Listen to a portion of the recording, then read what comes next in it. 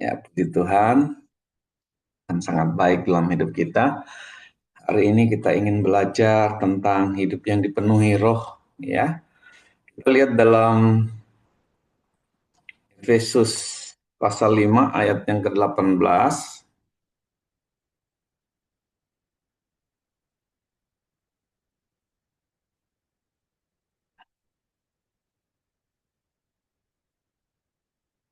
Dikatakan begini, Bapak Ibu, dan janganlah kamu mabuk oleh anggur,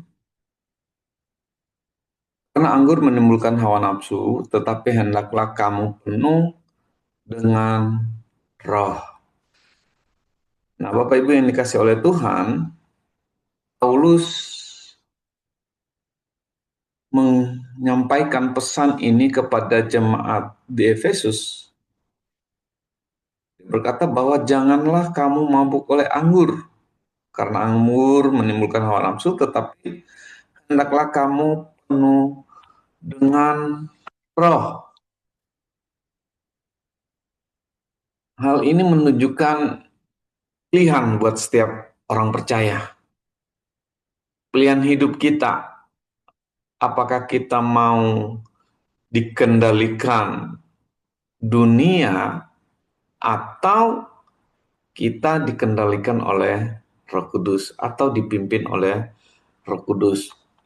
Apa artinya penuh dengan Roh Kudus? Ya, apa artinya penuh dengan Roh Kudus? Jadi, penuh dengan Roh Kudus itu bukan sekedar pengalaman emosional seperti bahasa roh ya, kalau kita dengar. Tetapi kehidupan yang terus-menerus dikendalikan oleh Roh Kudus itu sendiri. Contoh Stefanus, saudara, kalau kita baca dalam Kisah Para Rasul ya, 7 ayat 55, bagaimana Stefanus ini dipenuhi oleh roh. Bahkan saat menghadapi kematian, dia tidak mengalami ketakutan, tapi apa yang terjadi? Dia boleh melihat langit terbuka dan melihat Yesus duduk di sebelah kanan Allah. Luar biasa, orang yang dipimpin oleh roh, orang yang penuh dengan roh, itu tidak takut. Kenapa? Karena hidupnya benar-benar Tuhan yang kendalikan. Murid-murid Yesus sebelumnya waktu Yesus mau disalibkan, pada saat peristiwa salib itu, semua lari, tidak ada yang tinggal. Semua kembali kepada pekerjaannya. Tetapi ketika Roh Kudus turun dalam hidup mereka, dipenuhi Roh Kudus, mereka memberitakan Injil dengan berani. Itu kita bisa lihat di Kisah Rasul 2 ayat 4, bagaimana mereka kembali bersama-sama memberitakan Injil dengan berani. Dulunya pengecut, waktu mereka dipenuhi Roh Kudus, mereka berani. Ya, orang yang dipenuhi oleh Roh Kudus itu terlihat dari buah. Kalau kita baca Galatia 5 ayat 22-23, ya. Ini kita perlu baca berulang-ulang, Saudara. Galatia 5 ayat 22 dan 23 dikatakan begini, tapi buah roh ialah kasih, sukacita, damai sejahtera, kesabaran, kemurahan, kebaikan, kesetiaan, kelemah lembutan, penguasaan diri. Tidak ada hukum yang menentang hal-hal itu. Ini akan terlihat dari kehidupan orang yang percaya kepada Tuhan. Orang yang dipenuhi oleh Roh Kudus. Mereka tidak kehilangan sukacita walaupun ada tekanan, ada penderitaan. Kita lihat tokoh-tokoh Alkitab, Rasul Paulus, Petrus bahkan rela mati disalib, terbalik gitu ya. Semua murid-murid Tuhan mengalami hal yang penderitaan yang luar biasa, tetapi mereka tetap ada kasih, tetap ada sukacita, tetap ada damai sejahtera. Nah, mungkin kita perlu belajar dalam kehidupan ini. Kita bisa mengevaluasi tentang diri kita. Apakah kita ini penuh dengan Roh Kudus atau yang lain, roh yang lain, atau kita dikuasai oleh keinginan daging kita. Kita bisa evaluasi dengan apa? Apakah ada buah roh yang ada dalam hidup kita? Apakah ada kasih ketika ada orang yang menjengkelkan? Ketika ada orang yang membenci kita, ketika ada orang yang memfitnah kita, apakah kita masih punya kasih? Apakah masih ada sukacita kita ketika keadaan tidak baik-baik saja?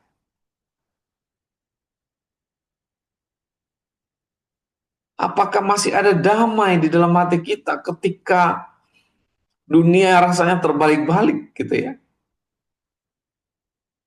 Salah satu contoh orang yang penuh dengan roh ketika mengalami masalah dalam hidupnya, dia bisa kendalikan diri.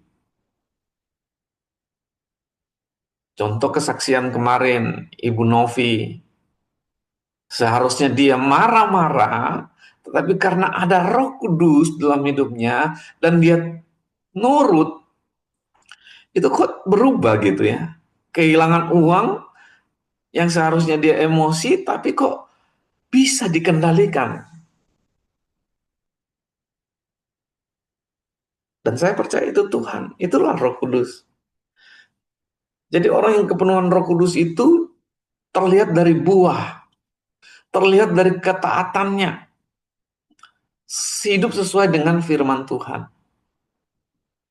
Nah, bagaimana cara dipenuhi oleh Roh Kudus? Roh Kudus itu tidak bisa bekerja dalam hati yang penuh dengan kepahitan. Roh Kudus tidak bisa bekerja ketika hidup kita penuh dengan dusta, kebohongan, atau hawa nafsu. Nggak bisa. Kita harus menjauhi dosa. Ya, kita harus menjauhi dosa. Apapun itu, hindari, jauhi. Namanya kejahatan, namanya dosa, hindari. Jangan ikut-ikutan. Apalagi mengikut-ikutan dengan dosa orang lain. Setuju dengan perbuatan dosa orang lain, membela kesalahan orang lain. Sudah tahu salah, tapi karena teman, kasihan dia di pekerjaan yang sama kita bela-belain. Jangan, saudara. Yang gaji kita bukan teman kita. Yang gaji kita perusahaan. Kalau dia salah ya salah gitu ya. Bukan berarti kita membenci gitu ya. Bukan berarti kita tidak mengasihi dia. Tapi kalau kita mengasihi dia, artinya kita berani menegur yang salah. Ya. Jadi caranya kita harus menghindari, menjauhi dosa, gitu ya. Kita sudah dikuduskan oleh darah Kristus, tetapi dalam kehidupan ini seringkali kita tergoda karena keinginan daging, karena tipu daya iblis. Makanya Roh Kudus tidak bisa bekerja dalam hati yang penuh dengan kebohongan, yang penuh dengan kepahitan atau hawa nafsu. Nggak bisa. Mari pagi ini kita kembali, mungkin perlu evaluasi diri kita. Apakah ada hal-hal yang menghalangi Roh Kudus itu memenuhi kita, memimpin kita, menuntun kita. Yang kedua, kita harus menyembah dan bersyukur selalu menyembah Tuhan, menyembah Yesus sebagai Tuhan dan Juru Selamat, selalu bersyukur dalam segala keadaan. Orang yang dipenuhi oleh Roh Kudus akan rajin beribadah, akan rajin memuji memuliakan Tuhan. Lewat apa? Memuji, bernyanyi nyanyian rohani, mengucap syukur dalam segala hal, dalam segala keadaan. Memang sangat mudah untuk mengucap syukur di tengah-tengah kebaikannya, tengah-tengah berkat yang melimpah kita terima. Tapi akan sulit kita bersyukur di tengah-tengah keadaan yang susah gitu ya.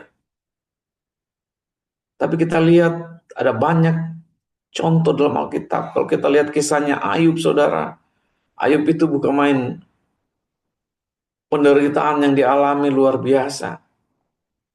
Tapi dia berkata sama istrinya, apakah kita hanya menerima yang baik saja dari Tuhan?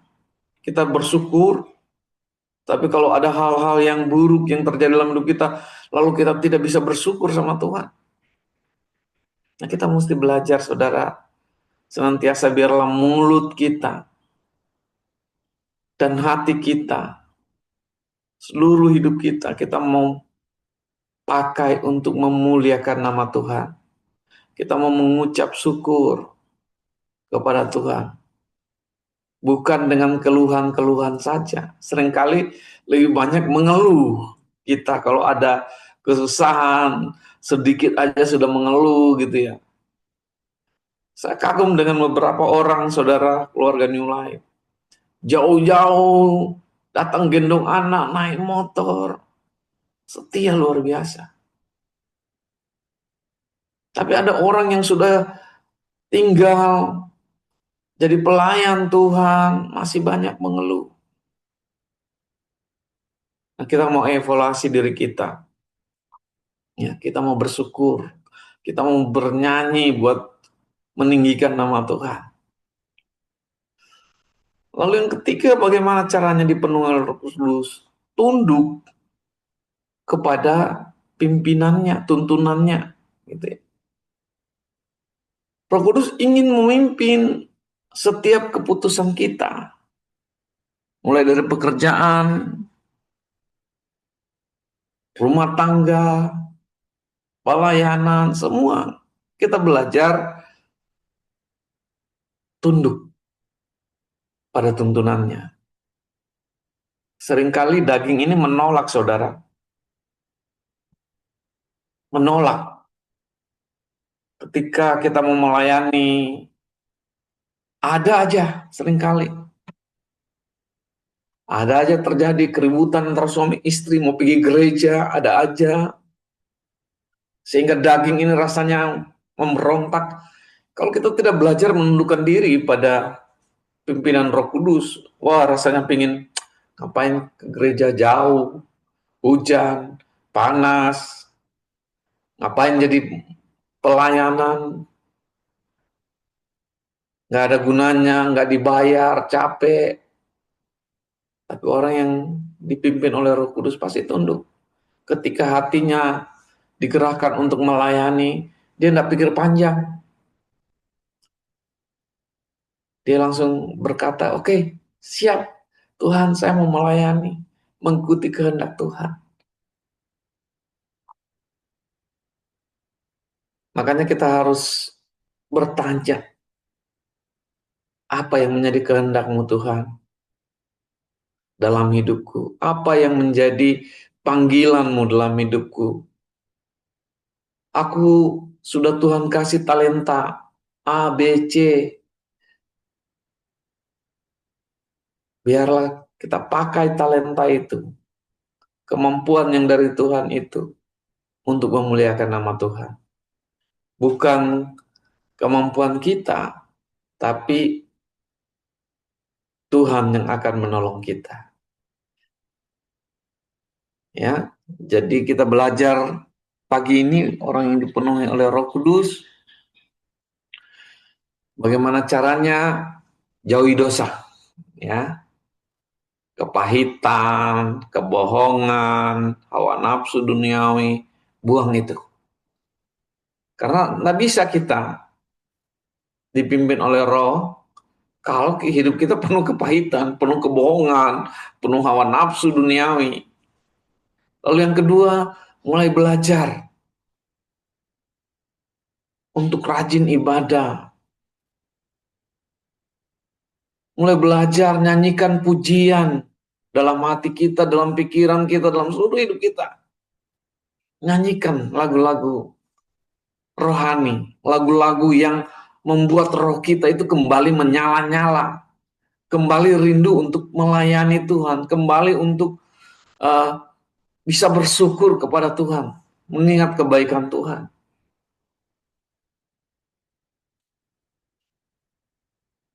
Jangan mengeluh saja, sedikit aja mengeluh, sedikit aja mengeluh.